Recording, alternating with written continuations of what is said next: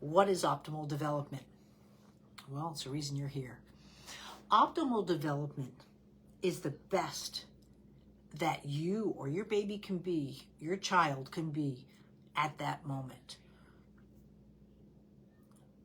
I do not like the word they're fine. If someone's telling me it's fine, I want some sort of evaluation.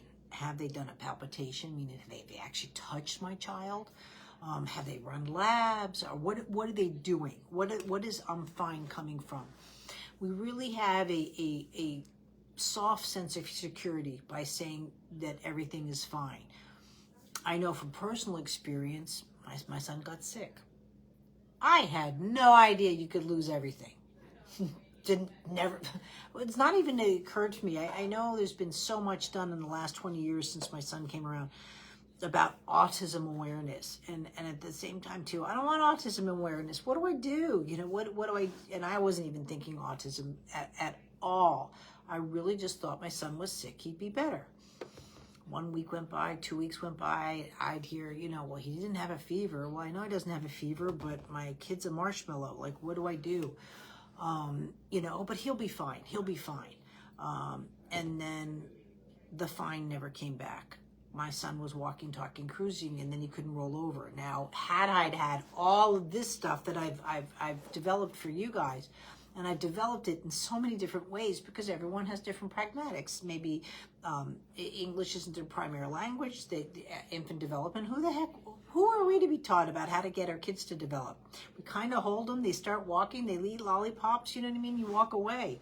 You tell them not to stick their fingers in sockets. To be told you have to teach your child how to see, or your child can't see, or they're only seeing shapes at the moment and nobody's doing anything about it. And your child was going to then die and nobody's doing anything about it. You know, it's unworldly, for lack of a better thing. But these things happens all the time. And I was just talking to Haley, when my girls here, coworkers, I said, you know, I can't even begin to tell you or say what it needs to be done, because so I said, it's like if someone came to you and said, Michelle just robbed a bank, you'd be like, no, she didn't. Well, I wouldn't, but it's also the reason she's saying that, because she wouldn't rob a bank. So if it's not even your mindset that special needs exist, or I wouldn't even say special needs, optimal development just doesn't exist, because people just don't even know what a milestone is. It just seems inconceivable. We see locomotion, we don't see the quality. We see functions and grasping, but we don't see the optimal development. Optimal development is, first of all, you need to look at how that person is organizing their movements. I know it's difficult for some people when I say I need to see a video, but that's how my brain works. You can MRI me, hip x-ray me, reports this, but that's pieces and parts, and that's important information. But me, physically, I need to see how that person's organizing movements. So, because when you're telling me again, like I need to do a video review, and my child's sitting up, but they need to have something on their back. They're not sitting up. You know, it's a form of propping, but it's not a form of sitting. And that's a hard concept for people to understand. So to me, again, my word for that would be it's not optimal. But we judge, and rightly so, football players, but all the way down to babies, versus external movements. You know, like I'm a cookie cutter. We don't base it off of the internal processing that's going on. And yes, it's your cognitive, but it's your vision, it's your fine motor skills, it's your gross motor skills. Then we can get into your subsenses, senses. Then we can get into reflexes. Then we can get into fascia and all kind of thing, and organ structure and deviations and all of that. And that's a lot, right? Me just saying that sentence, to most people, it's like, I'm done. Because again, it's not optimal that we're on this situation. Another way that has to be looked at when we're after optimal development, and you think this has nothing to do with your child, but it does, it's how do you process information? Well, a lot of you out there need a book. You want to read, you want to read. This isn't the time for it. You've got to be more hands-on, or touch, or kinesthetic. To me, that's my happy place. I majored in art. I minored in architecture. You know, think of it as like this. So I'm throwing clay on a wheel, right? And if it's off center, in 3 seconds, that clay is down. It's in 3 seconds. Special needs to me feels like that. So when I'm touching a child, you know what I mean, and I'm looking for that clay to find its center on the wheel, and it just, you know, again, it's getting away from me, we have a problem, because I don't want that clay to fall off the wheel. And I know I'm using a very, very rote analogy, but it does have rotation in it. But that's how my hands are.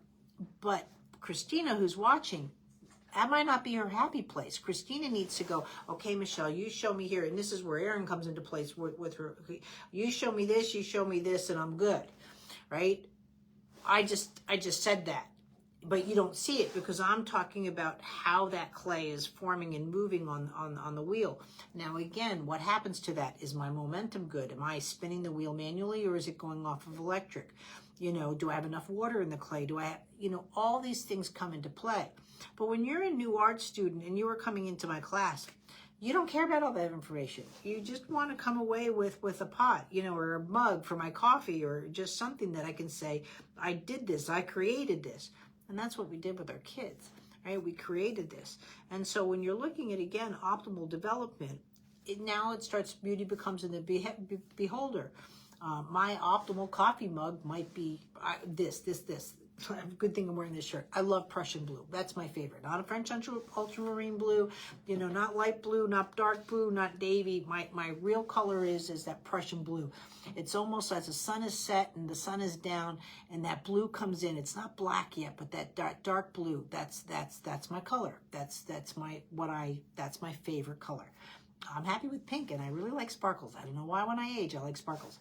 But you know what I mean? Like, so I have a realm of things that I like. But again, touch. You see me. I'm all about touch, and that's how I work. But if you're an auditory processor, right? You might know your baby's cries and if they're hungry or not. That might be where you're at. But part of optimal development is that I've got to change, in many cases, your learning style. You know, so it's not that you're really saying, am I doing this right? It's really, again, I might be really messing with your learning style. I always got it because I got touch. You know what I mean? Like I said, I was an art major. I like watercolors. I like oils because they stay wet. They move. Acrylics was not my happy medium. I love carving. When Graham got sick and I had to sell my chisels, I had a set of Ashley's. That was hard. But I gave up everything. My easel went, my oils, my stained glass. I mean, I did it all. I didn't have time for it. It all went out the window. I didn't work. I didn't do any of that stuff. It was all based off of again. And that was making sense to me way back when they were like, they wanted my son to do certain things. I'm like, why do you want him to do that? Like, I had a speech pathologist, and I'm still friends with her, and I love her, but, you know, she came in one day, and she was going to do, she's like, I'm going to take pennies and put them on what are they called? Those, and put them in his mouth like a little, a little weightlifting bar, and do this, and strengthen his mouth, like, you know, he's got tone issues. And I'm like, my kid is nonverbal, doesn't eat, you're going to stick tongue depressor. I stick that in his mouth with pennies on it, and you think he's going to get tone? Like, again, so I looked at non-functional, non-optional way back when, before I even knew what the word meant.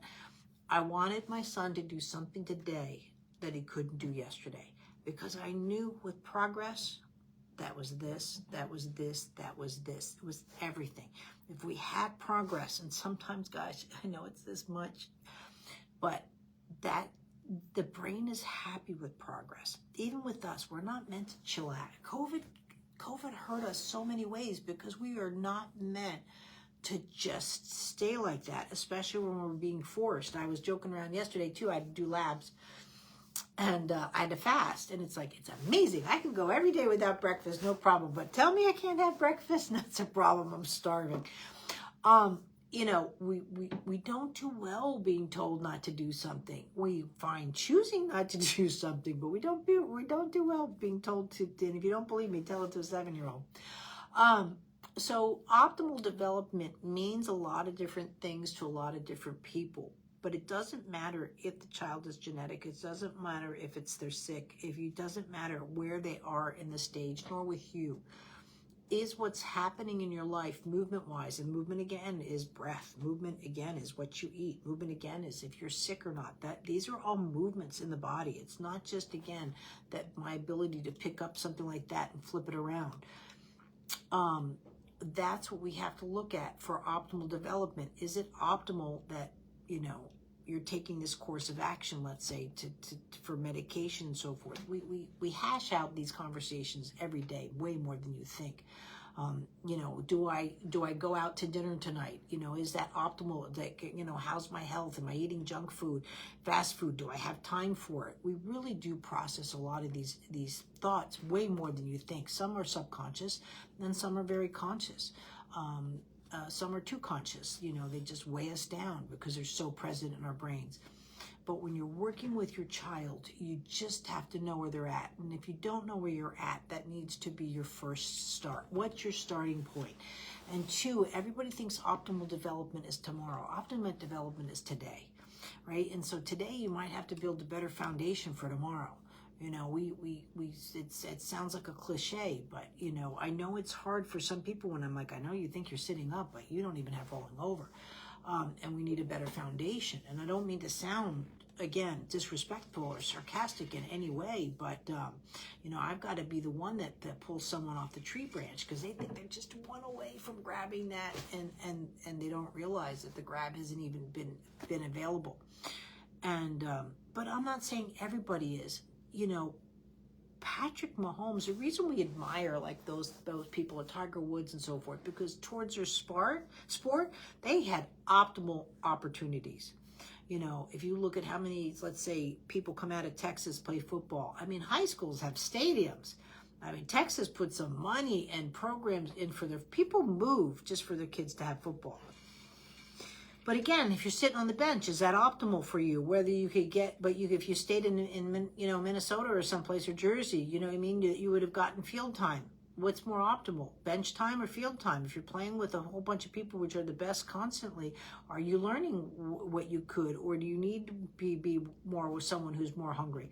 And again, like I said, we process so much in our daily lives, but we really have to look at, again, our kids and what's optimal. Here, it doesn't matter what stage you're at, medically fragile, genetically fragile, doing top of your game. You can always do better, right? You know, Mount Everest was put there for a reason, but even those people, that's the biggest problem climbing Mount Everest is after you're done with it, you're looking for the next mountain. Then they start going to space. And this is why we had to take off. So please, when you're looking at optimal development, and some of you, today it might just be breathing. We want optimal breathing.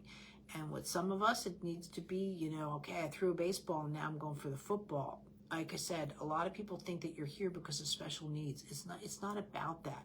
We all need to move. We need to move better. We need to move more at a rate that's going to affect us.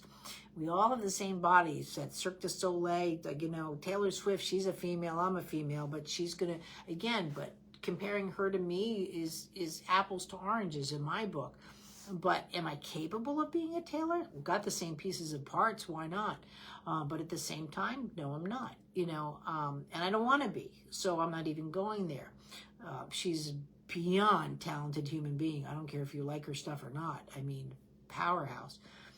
But so it's all how we look at it. It's all how we look at it, but to say that all babies start out differently, that's the first non-optimal thing you can tell me.